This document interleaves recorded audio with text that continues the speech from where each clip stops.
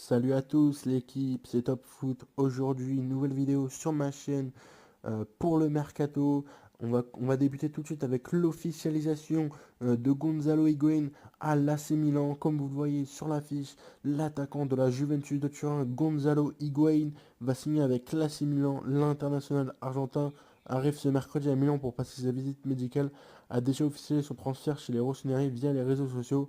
Et du coup, Higuaín part à Milan et il y a un joueur du Milan qui revient à la Juventus, c'est bien, bel et bien Leonardo Bonucci, le défenseur qui était parti la saison dernière à Milan et qui revient cette année à la Juventus de Turin. Donc très belle affaire pour la Juventus de Turin, parce que c'est, je pense, l'un des meilleurs défenseurs avec Sergio Ramos et tout, mais c'est l'un des meilleurs défenseurs. Voilà, en tout cas très très bien pour la Juventus de Turin pour cette défense. On va passer du côté du PSG avec le Bayern Munich se prononce sur l'avenir de Boateng. Le président sportif du Bayern, Hassan Salmic, présent en conférence de presse jeudi, a évoqué l'avenir de Jérôme Boateng sans pour autant confirmer les approches du PSG pour le défenseur allemand. Annoncé comme étant la grande priorité de Thomas Tuchel, Turel au PSG sur le plan défensif, Jérôme Boateng, 29 ans, pourrait prochainement quitter le Bayern Munich. En effet, désireux d'aligner une défense à 3 centraux cette saison avec le club de la capitale, Turel souhaiterait miser sur son compatriote pour venir épauler Thiago Silva, Marquinhos et Presnel Kimpembe. Mais en attendant de trouver un accord avec le PSG, la direction du Bayern Munich botte en touche concernant Boateng, quand il y aura quelque chose à annoncer. Donc voilà, normalement, le prix fixé pour Boateng, je crois que c'est entre 50 et 60 millions d'euros. Donc c'est vraiment très très cher, hein, quand même pour un défenseur, mais c'est vrai que Boateng est très très fort, même je pense. Et aussi, voilà, l'un des meilleurs défenseurs aussi. Comme Bonucci, après, c'est pas les mêmes. C'est pas la même. Lui, c'est vraiment défenseur, mais défenseur plutôt droit. Alors que Bonucci, c'est défenseur, mais milieu, quoi. Vraiment défenseur, voilà. Vous m'avez compris. Voilà. On va passer du côté avec Paul Pogba à Barcelone, ça se précise. Le milieu de Manchester United aurait rencontré Eric Abidal, le tout nouveau directeur sportif du Barça, pour discuter d'un éventuel transfert. Si Paul Pogba est encore loin de signer au FC Barcelone, il aura rencontré selon Tutto Sport le nouveau directeur sportif de Catalan Eric Abidal. Les deux hommes se seraient rencontrés les deux vacances des Pogba à Los Angeles pour discuter d'un éventuel transfert. Les performances du milieu de terrain durant la Coupe du Monde remportée par les Bleus ne seraient pas étrangères à ce regain d'intérêt du Barça. Donc comme vous avez vu, c'est vrai que pendant la Coupe du Monde, Paul Pogba était vraiment très très fort, hein. Il a fait fermer un peu de bouche, hein, parce qu'il y avait beaucoup de journaux qui le critiquaient avec surtout sa couleur de cheveux et tout, mais il a fait fermer des bouches, donc c'est très très bien.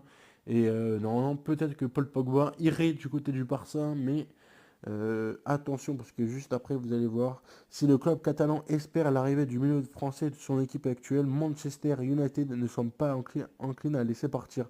À moins qu'une certaine somme soit versée selon les médias espagnols, Mundo Deportivo, le club anglais, n'acceptera aucune offre en dessous de 120 millions d'euros pour le français. Le FC Barcelone cessera-t-il de lire quelques mois après avoir déboursé environ 160 millions d'euros pour le Brésilien Felipe Coutinho. Donc c'est vrai que pas en dessous de 120 millions d'euros, ça va être vraiment très très cher. Mais après c'est vrai que ça vaut quoi, mais c'est vraiment très très cher. Donc est-ce que Barça l'achèterait ou pas? Je sais pas. Moi en tout cas je pense qu'il soit il reste à Manchester United, ou soit vraiment s'il veut aller dans un club, s'il veut pas aller dans le Barça, vraiment il faudrait qu'il revienne à la Juventus de Turin. Mais la Juventus de Turin, je sais pas si vous avez vu ou pas sur ma dernière vidéo que j'ai faite, mais sur mon avant-dernière vidéo, j'en ai parlé. Et la Juventus de Turin n'avait pas assez financièrement, parce que déjà qu'il fallait qu'il paye 30 millions d'euros par an à Cristiano Ronaldo. Et si vous voulez vraiment l'acheter, il fallait qu'ils vendent Maciej Caldara comme ils ont fait à la Milan. Il fallait qu'ils vendent Gonzalo Higuaín aussi. Et il fallait qu'ils vendent aussi Miralem Pjanic, mais Miralem Pjanic reste à la Juventus parce que je crois qu'ils ont fait un contrat jusqu'en 2022, je crois, c'est ça. Donc voilà pour Paul Pogba.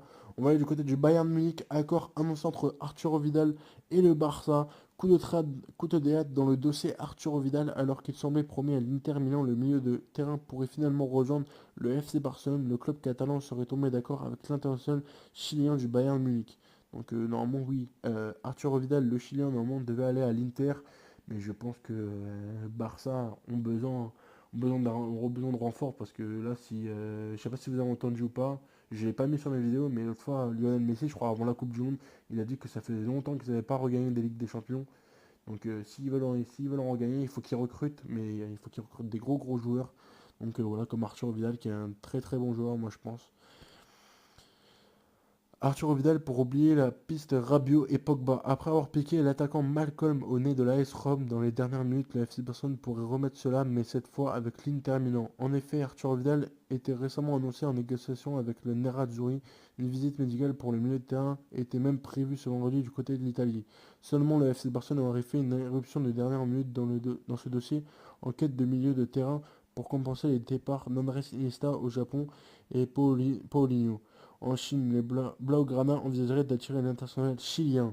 Donc voilà, normalement je pense que ça pourrait se faire, mais attention quand même parce que l'Inter Milan, normalement, ils devaient le voir vendredi, bah demain, c'est ça.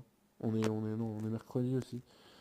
On est ouais, jeudi, donc demain, vendredi 3 août, normalement ils devaient le voir demain à l'Inter Milan pour passer sa visite médicale, mais le FC Barcelone va peut-être mettre encore une offre au-dessus comme il l'a fait avec Malcolm. Donc maintenant, on va passer du côté du Real Madrid.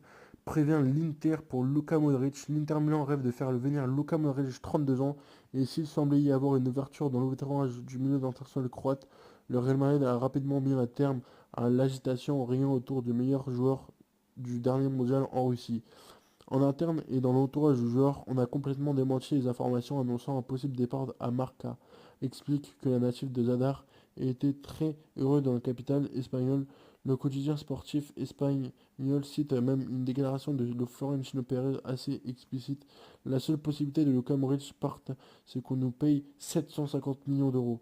Aurait lâché le patron merengue au journal, le message est passé. Donc voilà, je pense que le message est passé et même je pense qu'il va passer mal à la gorge des Nerazzurri parce que 750 millions d'euros pour acheter Luka Modric, c'est vraiment énorme, c'est vraiment très cher. Donc je pense pas qu'ils vont mettre un prix comme ça, sauf s'ils font un prêt. S'ils font un prêt, c'est-à-dire que si juste le Real Madrid prête Luka Modric pendant un an à l'Inter Milan, mais je pense pas qu'ils vont faire ça, hein. C'est mieux qu'ils l'achètent, mais bon, c'est vrai que s'ils achètent 750 millions d'euros par an, ça va être vraiment très cher.